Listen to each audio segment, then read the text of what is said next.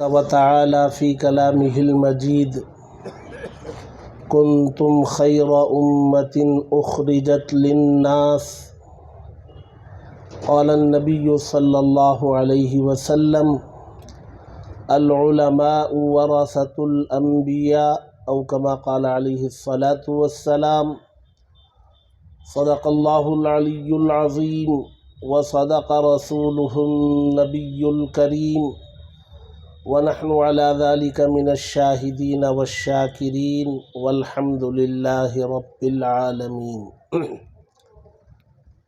حضرات علماء کرام، عزیز ساتھیوں، دوستوں، مجلس تحفظ ختم نبوت ضلع ٹمکور کی جانب سے تحفظ ختم نبوت عنوان پر ایک روزہ ورکشاپ یا تربیتی کیمپ منعقد کیا گیا۔ قابل مبارکباد ہیں منتظمین بھی اور آپ سب حضرات شرکت کرنے والے احباب بھی۔ یہ نظام صبح سے چل رہا ہے، مربیین حضرات تربیتی لائن کی گفتگو فرما رہے ہیں اور آخر کے 10-12 منٹ کی گفتگو جو حضرت مولانا خالد بیگ صاحب نذوی دامت برکاتہم کی ہم نے سنی، اس سے اندازہ ہوا کہ انتہائی گہری اور مضمون سے متعلق عمیق ترین باتوں کو یہاں پیش کیا گیا اور پروجیکٹر کے ذریعے پیش کیا گیا تو ذہن و دماغ میں وہ پیوست ہوتی ہیں، پوری طرح شرح صدر ہو جاتا ہے۔ اور حضرت مولانا ارشد علی صاحب دامت برکاتہم وہ میرے یا میں ان کے ساتھیوں میں ہیں، ہم سبق ہیں، ہم دارالعلوم میں۔ اس عنوان پر اللہ تعالیٰ نے انہیں مہارت دی ہے، انہوں نے اسی کو عنوان بنا کر کام کیا ہے، کر رہے ہیں لمبے عرصے سے۔ یقیناً ان کی گفتگو بھی انتہائی مفید اور کارآمد ہوئی ہوگی۔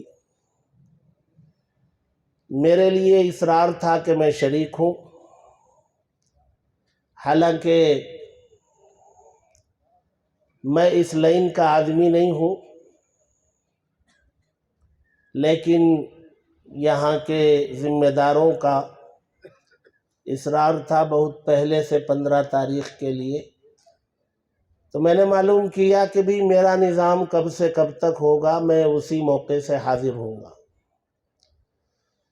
تو مجھے جو نظام بتایا گیا وہ مغرب بعد والا نظام تھا، تو میں نے عصر کی نماز میں یہاں پہنچنے کا ارادہ کیا، پھر پتہ چلا کہ نہیں مغرب سے پہلے یہ مجلس ختم ہوگی، تو میں نے 4 بجے پہنچنے کا ارادہ کیا، بہرحال تاخیر سے پہنچا۔ مجھے موضوع سے متعلق بات نہیں کرنی ہے، نہ اس کا موقع ہے، اور آپ حضرات صبح سے بیٹھے ہیں، اسی موضوع سے متعلق بات ہو بھی رہی ہے، سن بھی رہے ہیں، اور اس سے زیادہ قیمتی باتیں تو شاید میں بول بھی نہیں پاؤں گا جو آ چکی ہیں۔ تو میں ایک دوسری بات جو میرے لیے بھی ہے، آپ حضرات کے لیے بھی ہے، اس پر کچھ بات کروں گا 10-15 منٹ۔ وہ یہ ہے کہ اللہ تبارک و تعالی نے ہمیں علم دین سے نوازا، اور علم دین سے نواز کر اسی لائن میں خدمت کا موقع عطا فرمایا۔ مسجد میں ہو، مدرسے میں ہو، درس و تدریس ہو، تعلیم و تعلم ہو، وعظ و نصیحت ہو، تصنیف و تالیف ہو، اسی لائن سے اللہ تبارک و تعالی نے لگائے رکھا ہے۔ اللہ تبارک و تعالی نے علم دین سے نوازے اور اس کی خدمت کا بھی موقع دے تو یہ نور علی نور ہے، اور علم پر عمل کرنے کی توفیق اللہ تبارک و تعالی دے دے تو یہ علم کی مقبولیت کی علامت ہے۔ اللہ تبارک و تعالی علم دیتے ہیں تو اس کے ساتھ کچھ ذمہ داریاں بھی اس پر عائد ہوتی ہیں۔ میں نے آیت پڑھی تھی کنتم خیر امت اخرجت للناس، یہ تو عام امت کے لیے ہے جس میں امت کا ہر فرد شامل ہے۔ کنتم خیر امت، یہ خیر امت، امت کے اندر اس امت کا ہر فرد داخل ہے۔ فرماتے ہیں کہ تم بہترین امت ہو اور تمہیں برپا کیا گیا یا تمہیں دنیا میں بھیجا گیا، مبعوث کیا گیا للناس، لوگوں کو نفع پہنچانے کے لیے، لوگوں کو نفع پہنچانے کے لیے۔ اور سب سے بڑا نفع یہ ہے کہ آدمی کو جنت میں جانے کے قابل بنایا جائے، اور جنت میں جانے کے وسائل اس کے پاس ہیں، تو آخر وقت تک ان وسائل پر اس کو باقی رہنے کی محنت کی جائے۔ ایسا نہ ہو کہ جنت میں جانے کے وسائل نہیں ہیں، محنت کا وہ بھی میدان ہے، ایمان جن کے پاس نہیں ہے وہ بھی محنت کا میدان۔ اور اس ملک میں ہمارے لیے یہ موقع ہے کہ جن کے پاس ایمان نہیں ہے ان تک ایمان پہنچانا، ایمان کی دعوت محسوس غیر محسوس طریقے پر، زبان سے، عمل سے، کردار سے، معاملات سے ان کو اسلام کے قریب کرنا، اسلام میں داخل کرنے کی کوشش کرنا، یہ ہماری ذمہ داری۔ اور جن کے پاس ایمان ہے لیکن اس ایمان کی قدر و قیمت ان کے پاس نہیں ہے اور بدعات، خرافات، کفریات میں مبتلا ہے، تو ایسے لوگوں کو ایمان پر باقی رکھنے کی محنت کرنا، یہ بھی ہماری ذمہ داریوں میں داخل ہے۔ اللہ تبارک و تعالی نے قرآن میں فرمایا وَدَّ كَثِيرٌ مِّنْ أَهْلِ الْكِتَابِ لَوْ يَرُدُّونَكُم مِّن بَعْدِ إِيمَانِكُمْ كُفَّارًا، بہت سارے اہل کتاب یہ چاہتے ہیں، ان کی دلی خواہش ہے، اہل کتاب میں کی اکثریت، چاہے وہ یہود ہو چاہے نصارہ ہو، یردونکم من بعد ایمانکم کفارا، تمہارے ایمان لانے کے بعد، تمہارے ایمان کے پیچھے تمہیں کفر میں لوٹائیں، یہ ان کی خواہش ہے۔ کیوں وہ ہمیں کفر میں لوٹانا چاہتے ہیں؟ حسدا من عند انفسہم من بعد ما تبین لہم الحق، حق ان پر واضح ہو چکا ہے، اہل اسلام ایمان والے یہ حق پر ہیں، یہ بات انہیں بھی پتا ہے، باوجود اس کے یہ کفر میں لے جانا چاہتے ہیں، ان کے دلوں میں ہمارے تعلق سے حسد ہے۔ اور یہ آیت قرآن مجید کی قیامت تک کے لیے ہے، اور یہ کوشش اہل کتاب کی قیامت تک ہے۔ لہذا قرآن مجید کی اس آیت کی روشنی میں اہل کتاب کی یہ کوششیں قیامت تک چلتی رہیں گی، مختلف قسم سے یہ کوششیں کرتے رہیں گے کہ کس طرح اہل ایمان کو کفر میں داخل کر دیا جائے۔ بعض مرتبہ محسوس ہوتا ہے، بعض مرتبہ نہیں ہوتا، بعض مرتبہ بتانے والے ملا کرتے، بعض مرتبہ ملا نہیں کرتے۔ تو یہ کوشش آج جس رفتار کے ساتھ یہ کوشش ہے، کل کو یہ اور تیز ہوگی۔ اللہ کے نبی صلی اللہ علیہ وسلم نے فرمایا ایک زمانہ آئے گا لوگوں کے دلوں سے ایمان ایسے نکلے گا جیسے تیر کمان سے نکلتا ہے۔ قرآن مجید کی وہ مشہور آیت جو خطبہ نکاح میں پڑھی جاتی ہے وَلَا تَمُوتُنَّ إِلَّا وَأَنْتُمْ مُسْلِمُونَ، یہ خطاب، یہ آیت کا ابتدائی حصہ خطاب اہل ایمان سے ہے۔ یا ایھا الذین آمنوا اتقوا اللہ حق تقاتی، اللہ ایمان والوں سے خطاب کر رہے ہیں اور فرما رہے ہیں اللہ سے ڈرو جیسے ڈرنے کا حق ہے۔ وَلَا تَمُوتُنَّ إِلَّا وَأَنْتُمْ مُسْلِمُونَ، اور ہرگز تم نہ مرو مگر حالت ایمان پر۔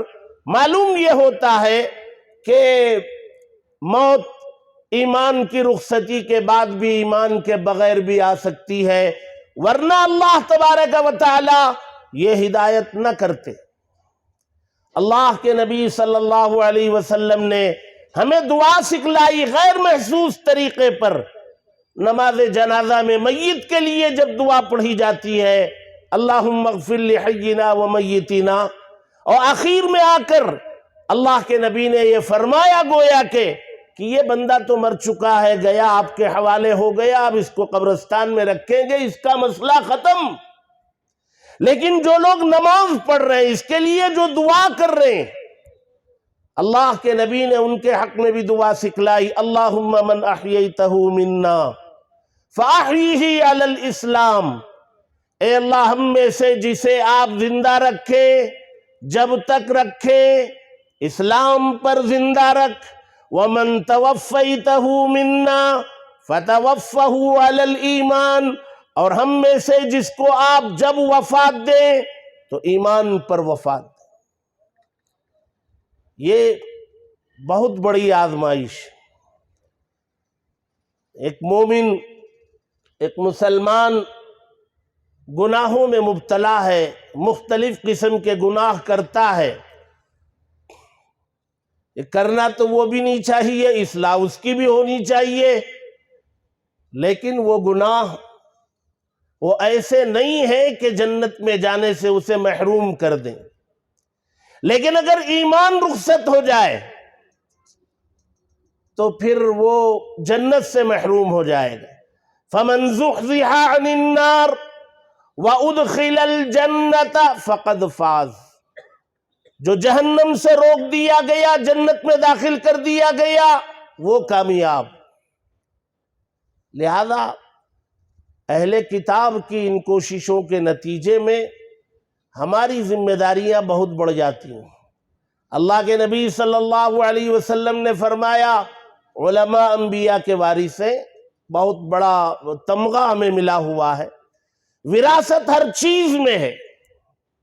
وراثت اللہ کے نبی صلی اللہ علیہ وسلم کے سامنے ایک یہودی کا جنازہ گزرا، اللہ کے نبی صلی اللہ علیہ وسلم کے آنکھوں سے آنسو جاری ہوئے، اور بتایا، سوال کرنے پر بتایا کہ اس کے کفر پر مرنے کے ذمہ دار ہم بھی، ہماری دعوت ان تک نہیں پہنچی۔ آج مسئلہ اشاعت دین سے کہیں زیادہ حفاظت دین کا، آج ہمارے اپنے مسلمانوں کے، اہل ایمان کے ایمان کی حفاظت کا مسئلہ ہے۔ اشاعت بات کا نمبر ہے، حفاظت ہی نہیں ہوگی تو اشاعت کیسے ہوگی؟ آج ہمارے معاشرے میں عقیدے کی بے شمار وہ غلطیاں ہیں جس سے آدمی ایمان سے خارج ہوتا ہے، بہت ساری قولی عملی ایسی بہت ساری سازشیں بھی ہو رہی ہیں، اور بہت بڑی تعداد مسلمانوں کی اس کا شکار بھی ہو رہی ہے۔ ایک قادیانی ہی کیا کم تھے ہمارے اپنے اس ملک میں، ہم تو وہی سنا کرتے تھے، نئے نئے فتنے، نئی نئی چیزیں ہمارے سامنے آ رہی ہیں، تو ہماری ذمہ داری بہت زیادہ بڑھ جاتی ہے۔ ہمارا کام، ہماری سوچ یہ ہوتی ہے کہ ہم اگر مسجد سے منسلک ہیں، نماز پڑھا لیا، اپنی ذمہ داری مسجد کی پوری کر دی، اور اس کے علاوہ خارجی کسی ذمہ داری کو قبول کرنے تیار نہیں۔ تدریس کی ذمہ داری ہے وہ پڑھا لی، خارجی کوئی ذمہ داری ہماری نہیں۔ ہر ذمہ داری علماء کرام کو ادا کرنی ہے، سماجی، سیاسی، معاشی، اقتصادی، ایمانی، یہ ساری محنتیں، یہ ساری چیزوں پر نظر ہماری ہونی ہے۔ ہمیں ان تمام میدانوں میں صحیح رہبری کرنے کی ضرورت ہے۔ ہمیں ہر وقت چوکنا اور بیدار رہنے کی ضرورت۔ محلوں میں فتنے پنپتے ہیں، وہاں کئی مساجد ہیں، وہاں بہت سارے علماء رہتے ہیں، فتنہ پنپ رہا ہے، کانوں میں جوں نہیں رہیں گے۔ ایمانی غیرت یہ ختم ہو گئی ہے، غیرت ختم ہو چکی ہے۔ ایمانی غیرت ایسی ہونی چاہیے پتہ چلے فتنے کو جڑ سے ختم کرنے تک سکون میسر نہیں آنا چاہیے۔ ہمارے اکابرین جو حدیث کا درس دیا کرتے تھے، قادیانی فتنہ جب سامنے آیا تو حدیث کا درس دن میں دیا کرتے تھے اور پھر آبادیوں میں چلے جاتے تھے اس فتنے سے مسلمانوں کے ایمان کی حفاظت کا فریضہ انجام دینے۔ تو بھائی یہ گوہر شاہی کا فتنہ بالکل نیا فتنہ ہے اور سوشل میڈیا پر جاری ہے، ہر ایک کے ہاتھ میں موبائل ہے جی، اور پوری دنیا مٹھی میں۔ بہت پہلے پڑھنے کے زمانے میں ہم سے اساتذہ کہا کرتے تھے، ایک زمانے تک کہتے تھے کہ فلاں تفسیر کا مطالعہ نہ کرو، فلاں تفسیر کا مطالعہ نہ کرو جی، جا کے کبھی پوچھے تو منع کرتے تھے۔ کیوں منع کرتے تھے؟ اس کے مطالعے میں آدمی جب جائے گا تو وہ تحریر آپ کو اپنے اندر غرق کر لے گی، آپ کو جذب کر لے گی، غیر محسوس طریقے پر آپ اس میں ڈوبتے چلے جائیں گے، پھر ان کے نظریات ذہن و دماغ میں بیٹھنے لگیں گے، عجیب و غریب نظریات۔ میں دارالعلوم دیوبند میں جب دورے میں تھا، محاضرات کا سلسلہ شروع ہوا، سال کے اختتام پر جو ہے وہ محاضرات کے جو عناوین تھے ان میں مقابلہ ہوا، تو میں نے مودودیت پر تیاری کی، رد مودودیت پر تیاری کی، اور اس وقت میں حضرت قاری عثمان صاحب رحمۃ اللہ علیہ ان سے میں نے مشورہ کیا کہ میں وہ مودودی صاحب کا ترجمہ وہ دیکھنا چاہتا ہوں۔ حضرت نے کہا کون کون سی آیتیں دیکھنا چاہتے ہیں وہ دیکھ لو، پھر آ کے سمجھ لو۔ میں خیر وہ مقابلہ ہوا، ختم ہوا، پھر میں گیا حضرت کے پاس، جا کے معلوم کیا تو حضرت نے کہا کہ نہیں، اس میں تم ابھی اتنے پختہ نہیں ہو کہ تم اس میں جاؤ گے تو کھنچتے چلے جاؤ گے اس میں۔ تو ایسی ایسی تحریریں، ایسی ایسی تقریریں، وہ یونس الگوہر اتنی معقولی بات کرتا ہے، عقل کو اپیل کرنے والی اس کی بات ہے، لوگ سنتے ہیں تو اس میں گم ہو جاتے، حق بات سمجھ میں نہیں آتی۔ پھر تو مختلف قسم کے فتنوں کا دورہ ہے، اور یہ ہونا ہے، یہ ہونا ہے۔ ایمان کی حفاظت یہ ہماری ذمہ داری ہے۔ اللہ تبارک و تعالیٰ نے سورہ سجدہ میں فرمایا وَلَوْ شِئْنَا لَآتَيْنَا كُلَّ نَفْسٍ هُدَاهَا وَلَكِنْ حَقَّ الْقَوْلُ مِنِّي لَأَمْلَأَنَّ جَهَنَّمَ مِنَ الْجِنَّةِ وَالنَّاسِ أَجْمَعِينَ۔ ہم چاہتے تو ہر ایک کو ہدایت دے دیتے، ہر نفس کو ہدایت دیتے، لیکن میری یہ بات حق، میری یہ بات سچ ہو چکی ہے، ثابت ہو چکی ہے کہ مجھے جن و انس سے جہنم کو بھرنا۔ اللہ تبارک و تعالی ہمارے ایمان کا محتاج نہیں ہے، ہمارے ایمان کی حفاظت ہمیں کرنی، اور اپنے ایمان کی حفاظت کرتے ہوئے اپنے اہل و عیال کی، آس پاس رہنے والوں کی۔ یا ایھا الذین آمنوا قوا انفسکم واہلیکم نارا وقودھا الناس والحجارہ۔ قوا انفسکم، اپنے آپ کو بچاؤ، واہلیکم، اہل و عیال خاندان کو بچاؤ، ماتحتوں کو بچاؤ۔ ذمہ داری ہماری ہے، بہت بڑی ذمہ داری ہے، اور ختم نبوت کا مسئلہ تو ایمان سے جڑا ہے۔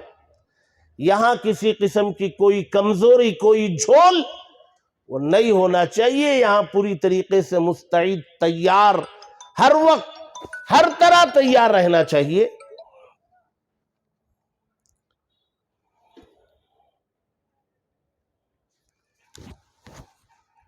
تو الحمدللہ اسی فکروں کے نتیجے میں یہ مجلسیں جگہ جگہ قائم ہو رہی ہیں، اور بہت حد تک بڑی بنگلور شہر میں تو ایک ماحول تحریک کی شکل میں، ہر محلے میں، ہر علاقے میں ایک تحریک کی شکل دے دی گئی ہے۔ عام آدمی بھی ختم نبوت کو سمجھنے لگا ہے، بولنے لگا ہے، پوچھنے لگا ہے۔ یہ ہماری ذمہ داری ہے، ہم جہاں رہتے ہیں وہاں فتنوں کا جائزہ لیتے رہیں، معلوم کرتے رہیں، اور آپسی بیٹھکیں ہوتی رہیں، تبادلے خیال ہوتے رہیں۔ اور یہ جیسا کہ حضرت مولانا خالد بیگ صاحب نے فرمایا، کالجوں کے بچے بچیاں، ارتداد کی لہر چل رہی،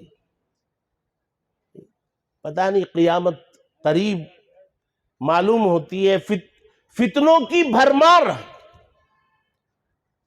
بہت سارے فتنوں کا فتنہ ہونا سمجھ میں نہیں آتا، جب اس کا فتنہ ہونا سمجھ میں آتا ہے تو بہت دیر ہو چکی ہوتی ہے۔ تو بہت ہی بیدار مغزی کے ساتھ ہمیں اپنے علاقوں میں، محلوں میں، اداروں میں رہنے کی ضرورت ہے۔ کہاں کیا بات ہو رہی ہے، کون کہاں آ رہا ہے، جا رہا ہے، کہاں بیٹھکیں ہو رہی ہیں، ان سب پر توجہ ہونی چاہیے۔ یہ ساری ذمہ داری ہماری ہے۔ اللہ تبارک و تعالیٰ نے بہت بڑی ذمہ داری ہمارے سروں پر رکھی ہے۔ وہ جو خدمات ہماری ہیں وہ اپنی جگہ میں ہیں، اس کے علاوہ یہ ساری ذمہ داریاں ہمارے سروں پر آتی ہیں۔ تو مواد موجود ہے اور مواد فراہم کرنے والے موجود ہیں، اور اس کی تربیتی لائن کی گفتگو کرنے والے موجود ہیں۔ تو الحمدللہ اسی فکروں کے نتیجے میں یہاں بھی 1.5-2 مہینے سے فکر ہو رہی تھی، اور یہ اجتماع یہاں منعقد ہونا تھا، الحمدللہ ہوا۔ ہمیں خوشی ہوئی، بہت بڑی تعداد میں، تقریباً 600 کے قریب اندراج ہے۔ اتنے ہمارے دوستوں نے، بھائیوں نے اس میں شرکت کی، اور صبح سے لے کر کے اب تک کا وقت دیا۔ یقیناً آپ حضرات محسوس کر رہے ہوں گے کہ اس شرکت سے بہت فائدہ آپ حضرات کو ہوا ہے۔ اس فائدے کو لے کر کے جائیں اپنے علاقوں میں فکروں کے ساتھ، اور اپنے علاقوں میں بسنے والے مسلمانوں کے ایمان کی حفاظت، اس کو پوری دلچسپی کے ساتھ، فکر مندی کے ساتھ آپ اگر اپنے علاقوں میں کام کریں گے تو بہت سارے مسلمانوں کے ایمان بچا پائیں گے، اور اللہ تبارک و تعالیٰ اس کے صدقے میں اور اس کو وجہ اور ذریعہ بنا کر ہم سب کی نجات کرے گا انشاءاللہ۔ اور اگر ہم غفلت کی نیند سوتے رہیں گے تو فتنے آئیں گے، لہر آئے گی فتنوں کی اور بہا کر کے لے جائے گی، ایمان اس میں ڈوب جائے گا۔ میں مبارکباد پیش کرتا ہوں مجلس تحفظ ختم نبوت ضلع ٹمکور کو، کہ انہوں نے بہت، جمعیت علماء ضلع ٹمکور، مجلس تحفظ ختم نبوت، جمعیت علماء، ان سب کو مبارکباد پیش کرتا ہوں۔ بڑی دلچسپی کے ساتھ انہوں نے یہ ایک روزہ ورکشاپ منعقد کیا۔ اس سے پہلے بھی ختم نبوت کے عنوان پر اجلاس ہوا، اس میں بھی میں حاضر ہوا تھا۔ اللہ تبارک و تعالی ان خدمات کو بے انتہا قبول فرمائے۔ اس ایک روزہ ورکشاپ کو ذریعہ بنا کر پورے علاقے اور ملک میں اللہ تبارک و تعالی خیر کے وجود میں آنے کا ذریعہ بنائے۔ میں اخیر میں حاضر ہوا حوصلہ پانے کے لیے، اور ہمارے جو ساتھی کام کرتے ہیں جمعیت علماء سے منسلک، ان کو حوصلہ دینے کے لیے اور ان سے حوصلہ پانے کے لیے حاضر ہوا۔ مبارکباد کے مستحق ہیں حضرت مولانا ارشد علی صاحب، حضرت مولانا خالد بیگ صاحب ندوی دامت برکاتہم۔ اللہ تبارک و تعالی ان کے فیض کو بھی عام و تام فرمائے، دور دور تک اس کو پہنچانے کے فیصلے فرمائے۔ آمین، وآخر دعوانا الحمدللہ۔